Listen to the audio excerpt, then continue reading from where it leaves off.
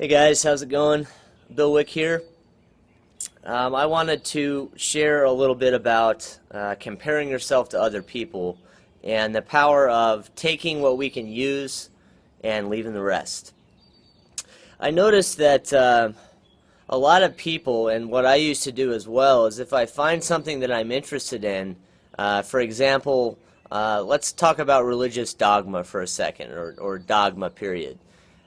So if I find a system of beliefs, say it's a great author of a book, like Eckhart Tolle, and, I read A New Earth or I read The Power of Now, and I'm really excited about the wisdom and the truth that I get from this book, it's really easy to attribute all of the wisdom and the truth that I gain to Eckhart Tolle and to the book, right?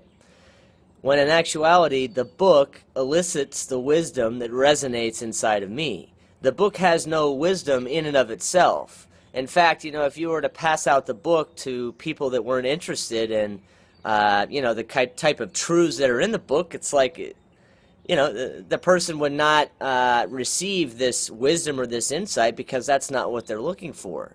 Therefore, it's in the eye of the beholder. Knowledge, beauty, truth. Is in the eye of the beholder. So what I'm getting at is that a lot of times people want to kind of fall blindly into a certain dogma. And now I'm not speaking of religion, and I'm not, saying that religion is even bad. What I'm saying is that, if I'm sitting with someone, for example, and I want to have a deep philosophical conversation or a spiritual conversation, and the only thing that this person is saying are quotes from a book. The book is great. Quotes are great. Whether it's from the Quran or the Bible or the Torah, they're marvelous. But the fact is that ultimately, personally, when I want to hear a truth from someone, I want to hear what resonates in their heart. I don't want to hear lines from a book. Now, I understand that these lines can really elicit some timeless wisdom, but ultimately, I would rather hear what the book elicited in that person. I don't need to be spouted lines, whether you're in a 12-step fellowship and, slogans and lines are being recited and barraged at you. It's like, that's great, there's nothing wrong with the book, but ultimately, what is higher? Personal experience or the experience of a person who wrote the book?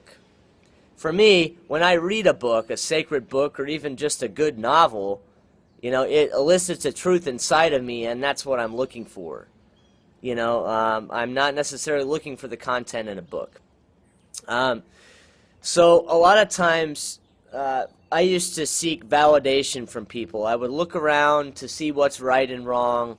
I would look outside myself at people and their careers or their jobs or their beliefs, and ultimately, I wanted to know that I was on the right track, but doing that really hindered me in a lot of ways, because when I don't listen to my inner guidance system, and instead I place it on what a book says, or what this author says, or what Dr. Phil said, or Oprah, or this and that, it's like I'm really demeaning myself of all kinds of, most likely, awesome and powerful things, because I'm following blindly the faith and what has worked for other people. Eckhart Tolle, for example, is a great author, and he resonates powerful truths in his book. But ultimately, even he states that this is all a personal journey.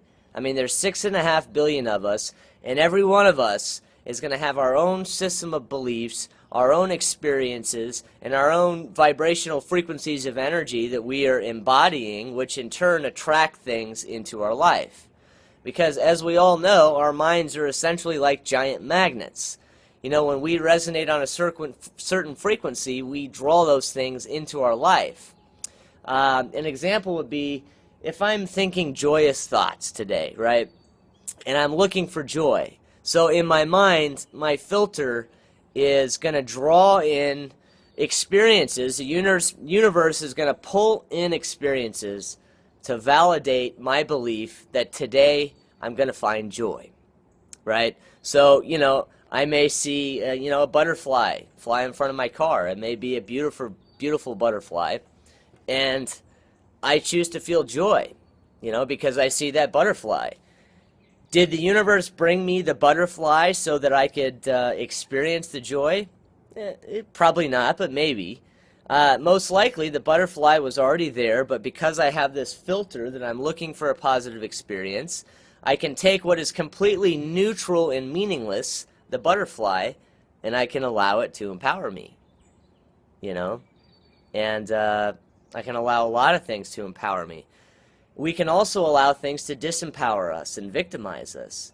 If we're going through the filter, if we're going to have a shitty day, and that's, how we wake up to is, fuck, this is going to be a terrible day, terrible experiences and circumstances, then I guarantee you there's going to be many situations during that day that could have been totally joyful, but instead, because I chose to have the filter of having a shitty day, that's what I see. It's all existing simultaneously in the same place. All these different emotional vibratory frequencies, right? So ultimately, I was sitting here looking over at the mountains earlier today, and I had a really deep thought, and I wanted to share that as well.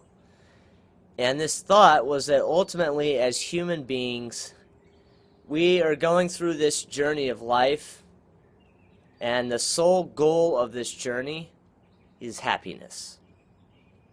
And also, happiness a lot of times entails the need and the desire to bring happiness to others, to share this happiness. But ultimately, it's pretty simple. I mean, we're here, and each and every one of us, no matter how miserable, or even people that are on killing rampages, it's like essentially at the core, they're looking for happiness. And perhaps because they couldn't find it, they decided that they were going to make everyone unhappy, or kind of shifted into the shadow aspect of happiness. But nonetheless, to me, that's what it's about. And I think content is somewhat irrelevant to our state of happiness. Now, it's very prevalent, to me, the outside, everything outside of myself is kind of a reflection of my inside. Quantum physics proves this. A lot of philosophies prove this, is that essentially everything that is in our life, somehow we played a part, however menial, in attracting it into our life.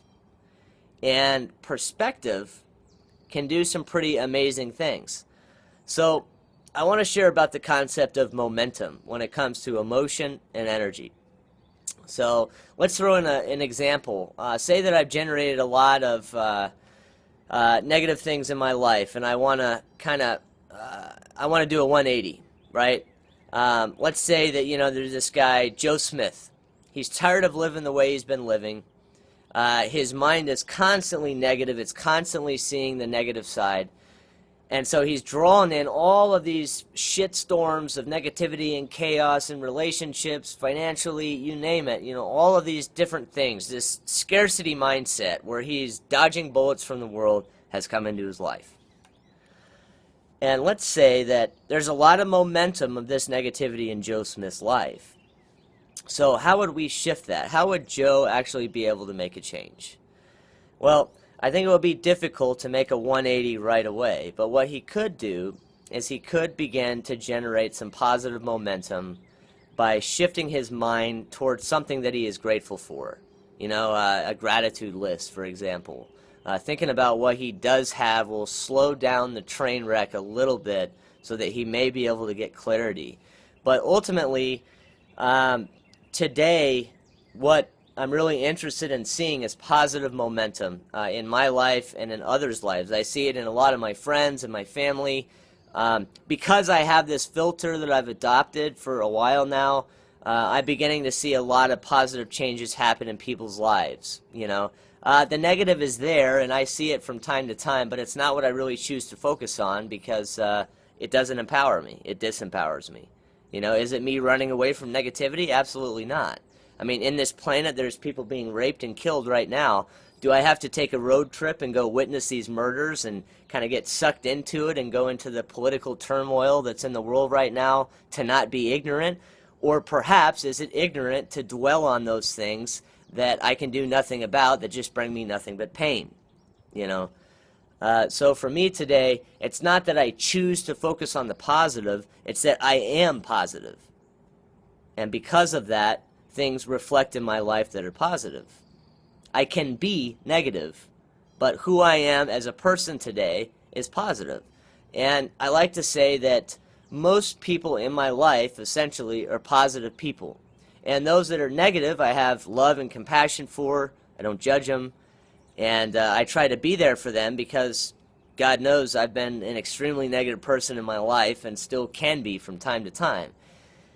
But ultimately, if we could even dial back a second and shift into personal experience, it's really not about positive or negative as much as it is what do I prefer and what do I not prefer.